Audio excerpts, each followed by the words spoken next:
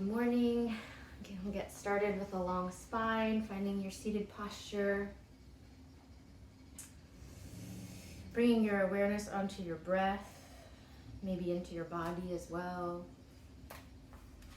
Just spending these next few moments just connecting with your breath, making a commitment to connect. Today's quote is from Zora Neale Hurston, and it's, "Sometimes I feel discriminated against, but it does not make me angry. It merely astonishes me. How can anyone deny themselves the pleasure of my company? It's beyond me."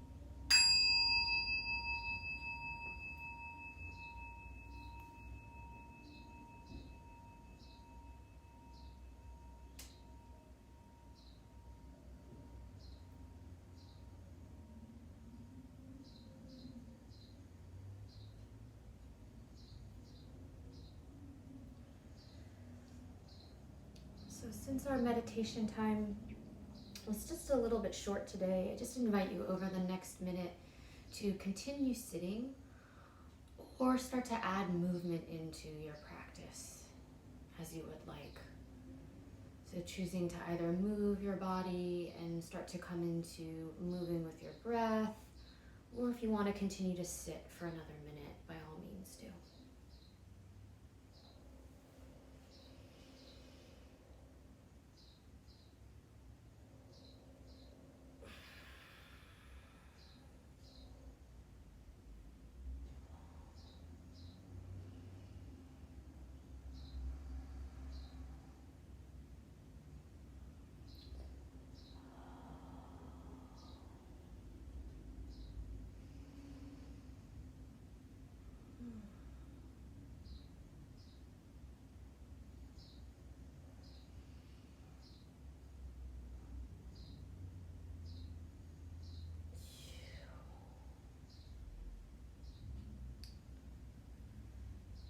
And then I invite you in the next 5 or so breaths to come onto your back.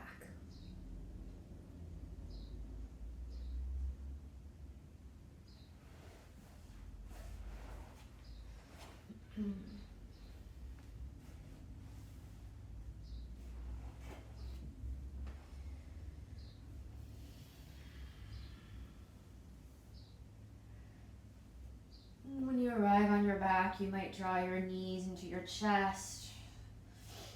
And if you want to just lie with your knees bent as well, that's fine.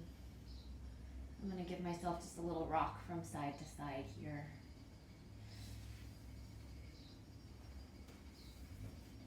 And I'm going to draw my right knee into the chest. I'm going to release my left leg long, similar to yesterday, just drawing the knee in and maybe moving it from side to side. And then we'll do a little action to help reset the SI joint, which is just to take the knee and you're going to push the knee in towards your hands. So you're holding on to it with your hands, but you're pushing it away simultaneously.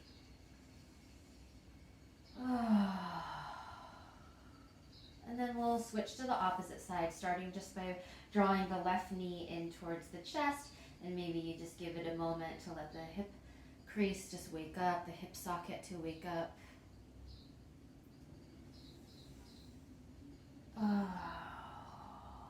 And then when you're ready, taking that knee and pushing it in towards your hands. So a real firm, just push right into the hands. Your arms will work a little bit. Notice if your jaw gets tight, see if you can soften it. And then let that go. And then I invite you to either do the push on each side again, or you can do it oppositionally. So oppositionally meaning that I'm going to push my left knee away into my hand while I push my right knee towards into my hand. So it's sort of like the opposite action, but I'm going to hold my knees right at center. So right now I'm pushing my left knee into my hand and I'm pushing my right knee this way. I'm sort of holding there, and you want to use your hands to create that, And then same thing, you can put your hand on top of your right knee. You're going to push your right knee into your hand, put your hand on the front of your left knee, and push your left knee towards your body. So it's like you're pushing one knee away and pulling, I don't know how to explain it that way, but you're pushing them away from the center line, basically. Oh my gosh. Okay. And then we're going to bring the knees down. I'm going to let my knees come to touch together. And then I'm going to squeeze my knees together as hard as I can for just a breath cycle. So you can take an inhale. And then exhale, squeeze together. Squeeze the knees towards one another. Oh my goodness. And then when you're ready, letting that release, we'll go ahead and lengthen the legs. You can reach the arms up overhead if that feels good to you. So that's just an exercise to reset the sides of the SI joint, and then the last one resets the front of the pelvis. And you may have to do it a couple times before it really happens, but we can talk more about that at the end, or I also have a video that I can share that does that. All right, we're gonna roll over onto the belly. And then finding just a back bend here that feels good to you. Another back bend that can help reset the sacrum is to lift up a little bit, walk the hands forward, but you want to be careful not to sink into the lower back here. So I have my belly a little bit engaged. This also can be good for sciatica. I'm going to take a couple of breaths here. Oh. And then lowering down.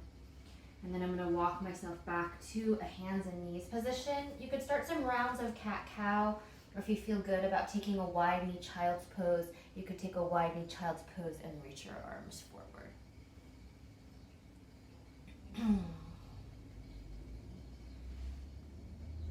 Just moving through what feels right for your body.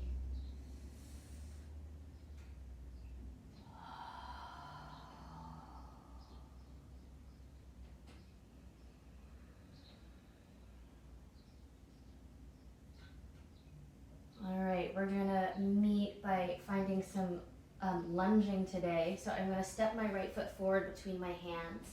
We did this yesterday with the back knee down, but today I'm gonna encourage to bring the back knee up and then start to lift the chest upwards. If that is not feeling good to you and you wanna put your back knee down on the floor, you can. And then from here, whatever feels right for your hands. So your hands could be down on something, they could be on a chair in front of you, on your front thigh, up towards the sky is fine. Beautiful. 2 more breaths there.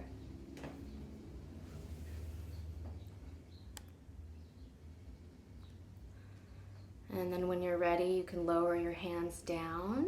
Step yourself back to your hands and your knees, or if downward facing dog is part of your practice and you feel warm enough to practice downward facing dog, you can move in that direction.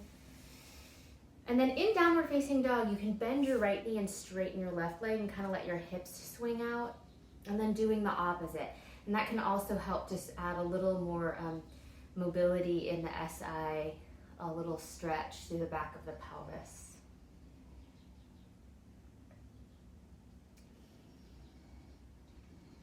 All right, we'll meet by taking the other side. I'm gonna step my left foot forward between the hands, lift my back knee up off the floor. I might even wiggle that back foot back a little bit, taking a low lunge or a high lunge.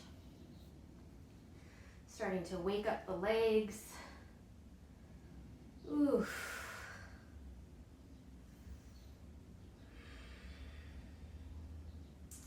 And in my standing poses, to protect my SI joints, I like to think of the front of my hip points just moving together, knitting towards one another with the strength of my belly. So there's a little sense that I open up the back of the pelvis a little bit. Just a couple more breaths there. And then once more, you can lower yourself down, stepping back, downward facing dog, hands and knees, or child's pose, your choice. Figuring out what works for your practice this morning. And then again, if you're in downward facing dog and you want to add a little movement into your SI joints, you could bend one knee, move the other leg towards straight, and just treading the feet back and forth. If you're working towards treading your feet back and forth, I invite you to take that as a walk forward on your mat towards your hands. And if you're not taking that and you just want to step yourself up to hang over your legs, you can. Staying there for a moment, you can let your knees bend, maybe let the back of the neck release. Couple breaths there, feeling the spine release down, feeling the back of the legs open. And then if you're dealing with any herniated discs, you'll want to bring your hands to your thighs and move through a long spine here. If you're okay in your discs, you could bend your knees, let your arms hang nice and heavy, and give yourself a nice slow roll up.